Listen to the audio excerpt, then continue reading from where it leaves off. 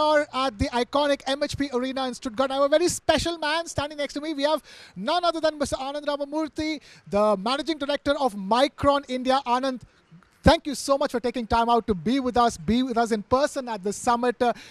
All I can ask is this, have you ever heard of a global summit being held at this scale by an Indian media organization, right here in Stuttgart, in Germany? And what was it like when you first got the call to say that you have to be a part of it? No, wonderful. I think it's a good question to ask, Krishnan. So very intriguing. Amazing to see a TV channel setting up and being a very big part of a global summit here in very cold but beautiful Stuttgart. Germany is a country I've traveled quite a bit to. Always liked coming over here. It's the automotive capital in more ways than one. So actually excited to be here. Very excited. Excited to be here. Exciting times for the semiconductor industry as well. I mean, and India is like raring to go when it comes to getting that pole position as far as semiconductor business is concerned.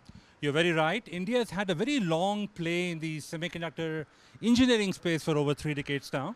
But Micron made an announcement on starting manufacturing in Gujarat a year back. And now many more such announcements have come. So interesting time because India has a unique combination of engineering, R&D, manufacturing, and local consumption all kind of falling in place. And the Indian policy making is proving to be very, very sensitive to the needs of the industry. So I would say the planets are lining up. It's a wonderful time to do semiconductors in India. Wonderful time to do semiconductors in India. Wonderful time for India to be a global leader in many things, like the way an Indian media organization is taking the lead over here. And when it comes to your industry as well, it's time for India to become that global leader, the voice of the global South. Already something that Prime Minister Modi has espoused many times again and again. So it's all about keeping your ambitions sky high, isn't it? Because there is nothing that we can't reach. Yeah, without sounding too jingoistic, I can say that this is the century for the country. Everyone talks about it. We feel very strongly about Micron's growth in India. So does almost all the global brands. And I think this is a wonderful moment. We got to make the most of it. And I think that's what we all are trying to do in our own little ways.